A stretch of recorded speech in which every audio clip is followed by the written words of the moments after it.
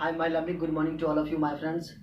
आज जो हम लोग जो बात करेंगे, पॉलिटी का एक टॉपिक आता है राज्यसभा, लोकसभा, संसद, कार्यपालिका, विधायिका। दैट मीन्स जो तमाम चीज़ें, तो जी हाँ, वो तमाम स्टूडेंट्स जो लोकसभा, राज्यसभा, संसद के बारे में नहीं समझते हैं, नहीं जानते हैं, आप लोग को जानना होगा। जब आप पढ़े लिखे लोग जब इस लोकतंत्र को, जब इस संसद को, राज्यसभा को, राष्ट्रपति को, प्रधानमंत्री को, इस तमाम चीज़ों को आप नहीं समझोगे तो कैसे काम चलेगा। तो फिर भारत का एक जो युवा राष्ट्र है, इस युवा का क्या इंपॉर्टेंस रह जाएगा। तो पहले आपको समझना पड़ेगा। एक एक पॉइंट को हम लोग समझेंगे, आपकी भाषाओं में मैं आपको समझाऊंगा। तो चलिए बिना देर के हुए एक एक टॉपिक को, ऐसे आज मैं आपको बेसिक चीज बता देता हूं। आफ्टर ऑल जो हम लोग देखेंगे एक एक करके, जैसे लोकसभा, राज्यसभा, राष्ट्रपति, प्रधानमंत्री, एक एक टू द पॉइंट जो एग्जामिनेशन पॉइंट ऑफ व्यू से क्वेश्चंस आते हैं उसको हम लोग डील करेंगे। लेकिन आज आपके समझ के लिए, आज आपके बेसिक के लिए, ये जो आपका बेसिक क्लास है वो मैं आपको समझाऊंगा, ताकि अगले वीडियो जो मैं आपको पढ़ाऊं तो उसमें आपको आसानी हो समझने में, वर्ड से रिलेटेड प्रॉब्लम ना हो। तो चलिए बिना देर के हुए डिस्कस करते हैं। जी हाँ, पहला जो वर्ड आपका आता है कार्यपालिका, कार्यपालिका है। दूसरा वर्ड आएगा विधायिका। तीसरा वर्ड आता है न्यायपालिका। इसको आप समझेंगे क्या होता है कार्यपालिका, क्या होता है विधायिका, क्या होता है न्यायपालिका, समझेंगे एक एक पॉइंट को। फर्स्ट ऑफ ऑल अगर बात करेंगे कार्यपालिका, अगर कार्यपालिका के संदर्भ में अगर बात किया जाए तो जो परमिशन देता है, जी हाँ, जो ऑर्डर देता है, जो अपना आदेश दिया, कार्यपालिका कहलाता है। अगर कार्यपालिका के संदर्भ में अगर बात करेंगे तो आपका कार्यपालिका एक केंद्र लेवल पे आता है, एक स्टेट लेवल पे आता है। स्टेट राज्य, केंद्र आप समझते होंगे सेंट्रल। तो जो कार्यपालिका जो केंद्र लेवल पर आता है उसको समझेंगे। जो केंद्र लेवल पर आता है हमने यहाँ पे बना के भी रखा है। जो कार्यपालिका, राष्ट्रपति, जी हाँ, वही राष्ट्रपति जो भारत का प्रथम नागरिक कहलाता है। इतना ही नहीं, जल, स्थल, वायु तीनों सेनाओं का अध्यक्ष माना जाता है राष्ट्रपति। तीनों सेनाओं का प्रमुख कहलाता है राष्ट्रपति। आगे बात करेंगे तो राष्ट्रपति आपने समझा कि कार्यपालिका से जो संबंधित होता है वो राष्ट्रपति होता है, उपराष्ट्रपति होता है, प्रधानमंत्री होता है। तो ये जो संबंधित होता है ये कार्यपालिका के, ये कार्यपालिका से संबंधित होते हैं। ये कार्यपालिका के बारे में बात करेगा तो राष्ट्रपति, उपराष्ट्रपति, प्रधानमंत्री। आगे बात करेंगे, एक मंत्री परिषद होता है। मंत्री परिषद आर्टिकल 74 के तहत, आर्टिकल 74 के तहत मंत्री परिषद बनता है। अब ये मंत्री परिषद क्या है, एक एक चीज को बारीकी से समझेंगे, बस आप पेशेंस बना के रखेंगे। पहले आप ये जान लेंगे कि जो मंत्री परिषद, जो मंत्री होते हैं, कुल 3 प्रकार के मंत्री होते हैं। जी हाँ, कंफ्यूजन बिल्कुल नहीं होंगे। कुल जो मिनिस्टर होते हैं, मंत्री होते हैं, वह 3 प्रकार के होते हैं। कितने प्रकार के? 3 प्रकार के मंत्री होते हैं। पहला जो मंत्री जो होता है वो कैबिनेट मंत्री होता है। कौन होता है? कैबिनेट मंत्री। दूसरा होता है राज्य मंत्री। तीसरा होता है उपमंत्री। तो ध्यान रखेंगे, मंत्री की बात आएगी तो मंत्री कुल 3 प्रकार के होते हैं, कैबिनेट मंत्री, राज्य मंत्री और उपमंत्री। समझेंगे आगे, और आगे डिस्कस करेंगे, बस पैसा बना के रखिए। जो कैबिनेट मंत्री होता है, कैबिनेट मंत्री, कैबिनेट मंत्री का जो प्रधान होता है वो प्रधानमंत्री होता है।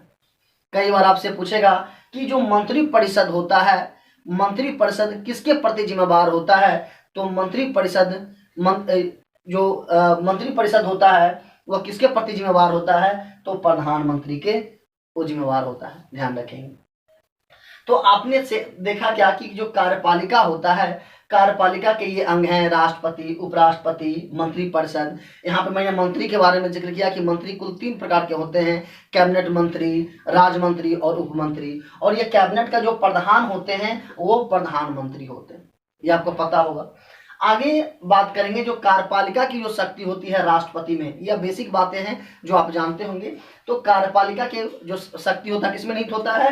राष्ट्रपति में। लेकिन क्या करते हैं कि राष्ट्रपति मंत्री परिषद को नहीं चला सकते हैं, इस वजह से प्रधानमंत्री, जो प्रधानमंत्री को हेड बना देता है। जो कई बार आप पढ़े होंगे कि संघ का जो संघ का जो वास्तविक प्रधान होता है वह प्रधानमंत्री होता है, क्योंकि ऐसे तो कार्यपालिका के प्रधान राष्ट्रपति होते हैं, लेकिन राष्ट्रपति का सारी शक्तियों का जो प्रयोग करता है वह प्रधानमंत्री करता है। इसलिए इसे संघ का वास्तविक प्रधान, आपसे क्वेश्चन पूछेगा कि संघ का प्रधान कौन होता है, तो राष्ट्रपति होता है, लेकिन वास्तविक प्रधान की बात करेगा तो प्रधानमंत्री होता है।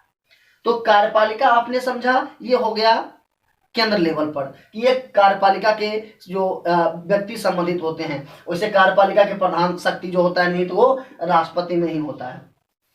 आगे बात करेंगे कि स्टेट लेवल पे कि कार्यपालिका एक केंद्र लेवल पे होता है, एक राज्य लेवल पे होता है। राज्य लेवल पे राज्यपाल हो जाएंगे, आपके मुख्यमंत्री हो जाएंगे, उसके बाद मंत्रिपरिषद हो जाएगा। तो ये होते हैं स्टेट लेवल पे। एक एक टॉपिक को हम लोग समझेंगे, पेशेंस बना के रखेंगे। राज्यपाल क्या है, मुख्यमंत्री का क्या काम है, सारी चीज मैं बताऊंगा, बस पेशेंस आप बना के रखो। तो कार्यपालिका आपने समझा कि कार्यपालिका के ये संबंधित होते हैं और ये अपना ये ऑर्डर देते हैं। लेकिन क्या होता है, दूसरा वर्ड आता है विधायिका। विधायिका में वर्ड ही आता है विधि। विधि मतलब नियम कानून। जी हाँ, जो नियम कानून बनाया जाता है, जो विधि बनाया जाता है, नियम कानून बनाया जाता है, वो संसद करता है। केंद्र लेवल पे आप जानते होंगे संसद करता है। अब संसद की बात आई तो आप लोग, कई बच्चे तो संसद नहीं समझते होंगे, समझिएगा संसद क्या है। अगर संसद की बात कर लिया जाए, थोड़ा समझ लेंगे कि संसद क्या है। अगर संसद की अगर बात कर लिया जाए तो संसद एक्चुअली कुछ नहीं होता है। संसद के 3 अंग होते हैं। पहला होता है लोकसभा। पहला क्या होता है, लोकसभा। दूसरा होता है राज्यसभा। तीसरा होता है राष्ट्रपति। तो कई बार आपसे ये क्वेश्चन पूछेगा कि संसद के कितने अंग हैं, तो संसद के 3 अंग हैं, लोकसभा, राज्यसभा और राष्ट्रपति। जी हाँ, संसद के कितने अंग, 3 अंग। कौन, तो लोकसभा, राज्यसभा, राष्ट्रपति। अब समझेंगे, तो संसद के तो 3 अंग हो गए, लोकसभा, राज्यसभा, राष्ट्रपति। लेकिन इसका अगर सदन की बात करेगा कि जो है कितने सदन होते हैं, तो सदन 2 आता है, एक लोकसभा, एक राज्यसभा। लोकसभा को लोअर हाउस भी बोला जाता है, राज्यसभा को अपर हाउस भी बोला जाता है। तो अब संसद की जिक्र आएगा तब यही समझोगे आप कि लोकसभा, राज्यसभा और राष्ट्रपति, ये तीनों जब मिल जाता है तो इसी को हम लोग कहते हैं संसद। आई होप आप समझ गए होंगे। तो संसद की बात आता है तो तीन चीज का समूह, मतलब लोकसभा, राज्यसभा और राष्ट्रपति, ये तीनों का जब एकजुट हो जाता है तब इसी को हम लोग कहते हैं, तीनों का आप मिला देंगे तो संसद का निर्माण हो जाता है। तो आज के बाद आप नहीं भूलोगे संसद क्या है, कि लोकसभा, राज्यसभा और राष्ट्रपति, संसद के ये 3 अंग होते हैं। ये क्लियर हो गया। लेकिन सदन की बात कर देगा तो एक लोकसभा और राज्यसभा। ये तो आई होप ये क्लियर हो गया होगा। तो आगे बात करेंगे, तो यही विधायिका की मैं बात कर रहा था। तो विधायिका का काम ही है नियम कानून बनाना। जैसे कि विधायिका के ये अंग हो सकते हैं, जैसे संसद के अंग हो सकते हैं, प्रधानमंत्री हो सकते हैं, आपके जो है अन्य मंत्री हो सकते हैं। तो विधायिका का अंग ये कार्यपालिका के ही होते हैं, जो कानून बनाता है संसद में बैठकर। जब संसद में आ गए तो वो विधायिका कानून बनाएंगे और इससे अलग रहेंगे तो वो कार्यपालिका रहेगा। तो ये आप समझ गए होंगे कि कार्यपालिका के जो व्यक्ति होते हैं वही जब संसद में आ जाते हैं और वही विधि बनाते हैं, कानून बनाते हैं। और जब वो कानून बना देंगे वही हो गया विधायिका। और उस कानून को ऑर्डर देगा कार्यपालिका की, ये कानून बन गया, इसका पालन किया जाना चाहिए। अब जब उस कानून को पालन नहीं किया जाएगा, दैट मीन्स उस कानून का उल्लंघन होगा या फिर कोई उसकी जो कानून नियम बन गया उसको तोड़ेगा, उसको सजा देगा न्यायपालिका। तो आई होप कार्यपालिका, विधायिका और न्यायपालिका समझ गए, कोई डाउट नहीं ना। तो ये आज के बाद आप नहीं समझेंगे कार्यपालिका क्या होता है, विधायिका क्या होता है, न्यायपालिका क्या होता है। अब बात करेंगे कि कार्यपालिका संदर्भ में अगर बात किया जाए तो कार्यपालिका कह सकते हैं आप समझने के पॉइंट ऑफ व्यू से कि एक दो तरह के होते हैं, एक होते हैं अस्थाई और एक होते हैं अस्थाई। जी हाँ, कार्यपालिका आप 2 तरह के आप समझ सकते हैं। एक अस्थाई जो IAS लेवल के अधिकारी हुआ करते हैं, जो 60 साल 62 साल तक वो लगभग रह सकते हैं। लेकिन अस्थाई तौर पर बात किया जाएगा जैसे MLA प्रधानमंत्री, राष्ट्रपति, ये जितने भी होते हैं अस्थायी होते हैं, क्योंकि इनका पीरियड 5 साल का ही होता है। 5 साल पे अगर अच्छा करते हैं तो फिर से चुनाव होगा और फिर वो आएंगे, अगर नहीं चुना पाएंगे तो फिर वो चले जाएंगे। तो कार्यपालिका संबंधित दो व्यक्ति आता है, एक अधिकारी भी आता है कार्यपालिका संबंधित, एक आ जाएगा अस्थायी जिसका 5 साल और इसका 60 साल 62 साल, वो डिपेंड करता है पोस्ट के ऊपर। तो आप ये समझ गए। आगे अगर बात करेंगे तो समझेंगे विधायिका, तो आप समझ विधायिका थोड़ा सा देख लेंगे कि कार्यपालिका विधायिका थोड़ा सा, ये तो आप विधि समझ गए, लेकिन विधायिका और बातों को समझ लेंगे कि विधायिका जो केंद्र लेवल पे कानून बनाता है वो संसद बनाता है। संसद दैट मीन्स राज्यसभा और लोकसभा दोनों मिलकर कानून बनाता है, और जब कानून बन जाता है उसको पारित करता है राष्ट्रपति के साइन से, वो फाइनली कानून बन गया। तो उसी कानून को, उसी विधि को वो लागू का जब उल्लंघन करता है पब्लिक, या उसका गलत रूप से यूज करता है, तो न्यायपालिका उसे सजा देता है। यह क्लियर हो गया। अब राज्य लेवल पे बात कर लेंगे। तो राज्य लेवल पे भी आप जानते हैं कि जो राज्य लेवल पे जो होता है वो विधानमंडल कहलाता है।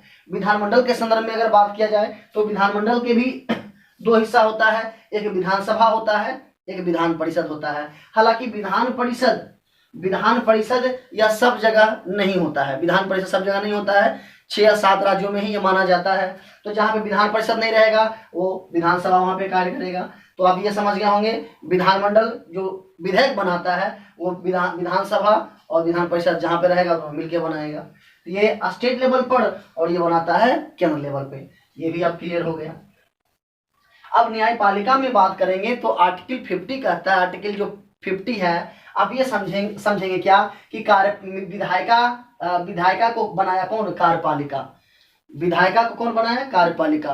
और जब ये परमिशन दे दिया, अब समझो ये विधायिका क्या किया, ये कानून बना दिया ना, और इस कानून को लागू करेगा कार्यपालिका। तो कार्यपालिका जो आपके राष्ट्रपति होंगे, प्रधानमंत्री होंगे, वो उसका परमिशन दे देंगे और उसको उल्लंघन कराएगा, तो ये न्यायपालिका। तो आई होप ये तीनों पॉइंट आप समझ गए होंगे। अब ये न्यायपालिका भी एक सीरीज वे में है। जैसे बात करेंगे सुप्रीम कोर्ट, जो सर्वोच्च है, भारत का सर्वोच्च न्यायालय सुप्रीम कोर्ट, तो एकमात्र भारत में अगर बात करेगा सुप्रीम कोर्ट का, तो एकमात्र है कहाँ? दिल्ली में, आप जानते हैं। आज जो सर्वोच्च न्यायालय के मुख्य न्यायाधीश हैं एस ए बोबड़े हैं प्रेजेंट में, आप जानते होंगे। तो सुप्रीम कोर्ट एक, उसके बाद जो नीचे आता है आपका हाई कोर्ट आता है। हाई कोर्ट आप जानते हैं पूरे भारत में कुल 25 हाई कोर्ट जो है अभी तक स्थापना की जा चुकी है। वर्तमान में 25 हाई कोर्ट है। अब बात करेंगे डिस्ट्रिक्ट कोर्ट। तो ये 3 कोर्ट जो है एक सीरीज नुमा है। और अब बात करेंगे ये न्याय क्या, न्यायपालिका क्या होता है। न्यायपालिका आप समझ गए न्यायपालिका, लेकिन न्यायपालिका को इस विधायिका और कार्यपालिका से पृथक रखा गया, अलग रखा गया स्वतंत्र रूप से। तो आर्टिकल 50 के तहत, तो आर्टिकल 50 के तहत जो है कार्यपालिका को न्यायपालिका से जो अलग रखा गया है आर्टिकल 50 के तहत। तो ये आप समझ गए। और रखा क्यों गया है ये भी आप समझेंगे कि न्यायपालिका अगर अलग नहीं रखा जाता, ये जो कानून बनाएंगे तो क्या होगा कि दोनों ये इसका गलत मिसयूज कर लेंगे। इस वजह से न्यायपालिका को कार्यपालिका से अलग रखा गया है आर्टिकल 50 के तहत। ये क्लियर हो गया। अब बात करेंगे इस प्रकार जो है कार्यपालिका, विधायिका, न्यायपालिका, आप समझ सकते हैं कि ये कार्यपालिका, विधायिका और ये न्यायपालिका, ये तीनों मिलकर हमारे पूरे भारत का एक संघ निर्माण करते हैं। यही तीनों पर ये टिका हुआ है। अगर बात करता है चौथा स्तंभ में, तो चौथा स्तंभ कहा जाता है प्रेस को। आप जानते होंगे कि चौथा स्तंभ प्रेस को कहा जाता है, मीडिया को कहा जाता है। ये तो आपका क्लियर हो गया। अब आगे हम बात करेंगे संसद, भी आप समझ गए होंगे। संसद में थोड़ा सा और क्या समझेंगे, बेसिक पॉइंट क्या समझना आपको कि संसद का जो निर्माण होता है आर्टिकल 79 के तहत। देखिए अगर आर्टिकल में किसी का डाउट होगा तो सरला, मैंने आर्टिकल वाले पॉइंट में मैंने बताया है सरला। तो संसद जो होता है 79 के अकॉर्डिंग, तो वहां मैंने लिख दिया। अब कहेंगे राज्यसभा, तो र से राज्यसभा, राज्यसभा देख लेंगे, ये हो जाएगा 80, राज्यसभा हो गया। अब बात करेगा ला, तो लॉस हो जाएगा लोकसभा, यानी हो जाएगा 81। ये पॉइंट क्लियर हो गया कि संसद 79, राज्यसभा 80 और लोकसभा 81। क्लियर। और संसद का मैंने बताया था कि 3 अंग होते हैं राष्ट्रपति। तो राष्ट्रपति से संबंधित बहुत सारे आर्टिकल है, वो राष्ट्रपति का पॉइंट टॉपिक जब मैं पढ़ाऊंगा तब क्लियर होगा। हालांकि यहाँ जान लेंगे कि राष्ट्रपति का जो पद है आर्टिकल 52 में है, याद रहेगा आपको, 52 में राष्ट्रपति का पद 52। आगे अगर बात करेंगे तो समझेंगे दोनों तीनों का एज पूछा जाता है। अगर राष्ट्रपति का पद जो न्यूनतम की बात करेंगे तो 35, राष्ट्रपति का न्यूनतम एज 35, ध्यान रखना है कि राष्ट्रपति का न्यूनतम एज 35 तो है, लेकिन अगर अधिकतम की बात करेगा तो हमारे संविधान में इसकी कोई चर्चा नहीं की गई है। दैट मीन्स आप समझ सकते हैं कि अगर आप 105 साल के हैं या 110 साल का है, मर्जी कितना भी साल के हैं, फिर भी आप राष्ट्रपति बन सकते हैं। अधिकतम की कोई चर्चा नहीं की गई है, जबकि न्यूनतम है 35। यहाँ से आप ध्यान रखेंगे। अब बात करेंगे राज्यसभा, तो राज्यसभा के लिए जो एज रखा गया है ये 30 रखा गया है, ये भी ध्यान रखेंगे। अब बात करेंगे लोकसभा, तो लोकसभा का हो जाएगा 25। तो यहीं से कई बार क्वेश्चन पूछता है लोकसभा मेंबर के लिए, सदस्य बनने के लिए न्यूनतम उम्र क्या चाहिए, तो 25 हो जाएगा। ये राज्यसभा 80, राष्ट्रपति 35। और यहीं से लोकसभा के मेंबर की जो होते हैं वही आपके प्रधानमंत्री बनते हैं, तो प्रधानमंत्री बनने के लिए भी न्यूनतम उम्र 25 ध्यान रखना है। और स्टेट में अगर मुख्यमंत्री आ जाएंगे तो वहां पे भी 25। क्लियर, कोई डाउट? यहाँ पे अगर राष्ट्रपति की बात आई है तो ध्यान रखिएगा कि लोकसभा 25, राज्यसभा 30 और राष्ट्रपति 35। यहाँ पे उपराष्ट्रपति आ जाएगा वो भी 35, और राज्यपाल भी आ जाए तो वो भी 35। तो आई होप ये वाला आपका पॉइंट क्लियर हो गया। अब जो हम आगे पढ़ेंगे ये लोकसभा संदर्भित सीट के बारे में। जी हाँ, लोकसभा का सीट वगैरह कहीं आपने देखा होगा, कहीं आपको लोकसभा का सीट आपको 552 मिल जाएगा, कहीं आपको 550 मिल जाएगा। मतलब इस फॉर्मेट में आपको देखने के लिए मिलेगा और आपको कंफ्यूजन हो जाती है। आज के बाद कंफ्यूजन बिल्कुल नहीं होना है, समझ लेंगे। अगर ये जो मैंने लिखा है 552, जी हाँ 552, हमने जो लिखा है 552, ये लोकसभा का अधिकतम सीट है 552। तो कई बार पूछता है कि लोकसभा का अधिकतम सीट कितना है भैया, तो 552। क्लियर। अब बात करेंगे 550। जो 550 सीट है यहाँ पे क्या होता है, यहाँ पे जो मैंने घटा दिया है वो क्या है कि दो एंग्लो इंडिया राष्ट्रपति के द्वारा लोकसभा में मनोनयन किया जाता है। तो ध्यान रखेंगे यहाँ पे दो, तो वही मैंने 550 दो हटा दिया है एंग्लो इंडिया का, वो है। यहाँ पे मैंने लिखा है 545 + 7, तो 545 यहाँ पे ध्यान रखेंगे। यहाँ मैंने बताया कि लोकसभा में अधिकतम सीटों की संख्या हो सकती है 552, लेकिन अभी कितना है, तो अभी है कितना 545, और ये 7 जोड़ेंगे, ये 7 वैसा सीट है। जी हाँ, पीओके की जो हम बोलते, पीओके को बोलते हैं, भारत बोलता है गुलाम कश्मीर, जबकि पाकिस्तान बोलता है आजाद कश्मीर। ये 7 सीट उसी के लिए है, दैट मीन्स पीओके के लिए है, जिसका राजधानी है मुजफ्फराबाद, उसके लिए ये 7 सीट है, जो कि अभी भारत से पाकिस्तान उस पर कब्जा किए हुए है, इसीलिए हम लोग बोलते हैं उसको गुलाम कश्मीर। तो 7 सीट वो हो गया, और 545 सीट वर्तमान में हमारे लोकसभा में सीट है। वर्तमान कितना है 545, वही 7 जोड़ देंगे तो ये हो जाएगा 552, मतलब अधिकतम सीट हो गया लोकसभा का सीट कितना 552, 552। आगे बात करेंगे अब ये 543 + 2 क्या है। जी हाँ, 543 क्या है, ये सब राज्यों से मिलाकर, मतलब केंद्र शासित प्रदेश और राज्यों से मिलाकर 543 जाता है, और 2 राष्ट्रपति के द्वारा मनोनयन किया जाता है। अब आप लोग पूछेंगे सर ये जो 2 मनोनयन किया जाता है वो क्या है, 2 एंग्लो इंडिया को। अब समझ लीजिए कि 2 एंग्लो इंडिया का है। सबसे पहले आपको ये जानना है कि 543 ये संघ, दैट मीन्स समझ सकते हैं कि यूटी और अन्य राज्य, जो भारत के अभी 28 राज्य हैं, वहां से सब मिलाकर जाते हैं 543, और 2 एंग्लो इंडिया, तब हो गया 545। अब कई बच्चे पूछेंगे कि एंग्लो इंडिया क्या है, तो एंग्लो इंडिया आप समझेंगे कि जब भारत हमारा आजाद हुआ 1947 में, 15 अगस्त 1947 में, तो जब भारत आजाद हुआ तो क्या था कि ब्रिटिश एक लंबा टाइम तक हमारे भारत को गुलाम कर रखा था। तो फिर क्या हुआ कि कुछ ब्रिटिशर ने क्या किया कि भारतीय महिलाओं के साथ में उन्होंने विवाह करी, और जब विवाह करी तो वो महिलाएं भारत में ही रह गए, और उनसे जो जिस बच्चे की उत्पन्न हुई वो बच्चे भारत में रह गए, तो वैसे बच्चों को कहा जाता है हमारे संविधान में एंग्लो इंडिया। तो ये एंग्लो इंडिया जो वर्णित है अनुच्छेद 366 में, जो मैं डेफिनेशन बताया कि एंग्लो इंडिया किसे कहते हैं, तो जो ब्रिटिशर ने भारतीय महिलाएं के साथ में शादी जो कर ली थी और उनसे जो संतान उत्पन्न हुआ उसको कहते हैं एंग्लो इंडिया। यह वर्णित है अनुच्छेद 366 में। जबकि दो एंग्लो इंडिया का मनोनयन करते हैं अनुच्छेद 331। तो ये आर्टिकल आप बेसिकली रूप से आप ध्यान रखेंगे कि 331 में दो एंग्लो इंडिया का मनोनयन कौन करते हैं, राष्ट्रपति। ये राष्ट्रपति के पास अधिकार है। और 366 में क्या है, एंग्लो इंडिया का डेफिनेशन कि एंग्लो इंडिया कहते किसे हैं, तो अनुच्छेद 366 में है। अब नीचे आ जाएंगे तो 530 क्या है, 530 क्या है समझ जाएंगे कि 530 हम अन्य राज्यों से जाते हैं। 530 कहां से, अन्य राज्यों से होकर के जाते हैं। और ये 20 जो जगह है, 20 पूरा सब यूटी वगैरह सब मिलाकर सब मिला देंगे, साथ वो पीओके वाला भी मिला दिया, तब ये हो जाता है 20 और 2 ये। अब देखेंगे तो ये हो जाएगा 552। क्लियर हो गया। तो आप ये लोकसभा के बारे में टोटली समझ गए। अब थोड़ा राज्यसभा में बेसिकली बात करेंगे। वैसे टॉपिक वाइज आपका वीडियोस नेक्स्ट डे से आने लगेगा, बस बेसिक में देख रहा हूँ। अब राज्यसभा के संदर्भ में बात किया जाए, जैसे लोकसभा के न्यूनतम के लिए था उम्र था 25 साल। ये मैंने यहाँ पे आपको बताया भी था कि लोकसभा के लिए न्यूनतम एज था, यहाँ पे कितना था जी, 25 साल था ना, यहाँ पे 25 साल था लोकसभा के लिए, 25 साल। राज्यसभा के लिए 30 साल, राष्ट्रपति के लिए 35 साल। तो राज्यसभा के लिए न्यूनतम एज है 30 ईयर्स। 30 ईयर्स। क्लियर हो गया।